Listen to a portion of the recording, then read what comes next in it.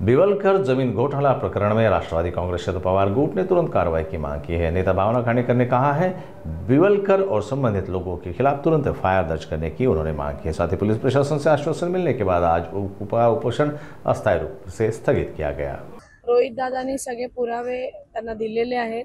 या आधी सुद्धा फॉरेस्टने जी काही कंप्लेंट केलेली आहे त्यामध्ये आयडेंटिफाय करून एरिया दिलेले आहेत की हे एरियाज जे होते 5000 एकर जी लँड आहे ही फॉरेस्टची आहे आणि आमची सुद्धा हीच सातत्याने मागणी आहे की फॉरेस्टची लँड आहे, शासनाची लँड आहे, ती शासनाला मिळेल। हे दत्तू भिवा ठाकूर आहेत, हे अनेक वर्ष प्लॉटसाठी मागणी करतायत।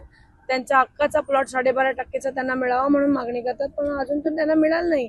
आमची सगळ्यांचीच अशी मागणी आहे की जे काही प्रकल्पग्रस्त आहेत त्यांचे प्लॉट त्यांना पहिले मिळाले पाहिजेत आणि शासनाने सुद्धा अनेक वेळा ॲफिडेव्हिट केले की तशा पद्धतीचे पत्रव्यवहार सुद्धा केलेले आहेत की या ठिकाणचं जे काही बिवळकर आहेत ते या ठिकाणचे लँडलॉर्डच नाही आहेत, त्यांची जमीन आता ही नाहीच आहे आणि अशा अनेक वेळा शासनाने ॲफिडेव्हिट केलेले असताना सुद्धा त्यांना जमीन दिलेली गेली, अनधिकृतपणे जमीन दिलेली गेली। ती सगळी जमीन शासनाला वर्ग व्हावी असं आमचं सगळ्यांचं म्हणणं आहे।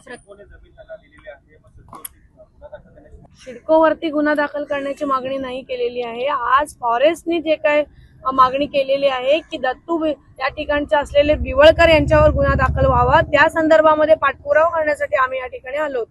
आता पुढची भूमिका काय आहे तुमची? पुढची भूमिका या ठिकाणी आज आंदोलनासंदर्भामध्ये निर्णय घेतलेला आहे, पण माझे सहकारी या ठिकाणी नवी मुंबईचे जिल्हाध्यक्ष सुद्धा या ठिकाणी आज माझे बंधू आहेत, त्यांचं म्हणणं मी ऐकेन।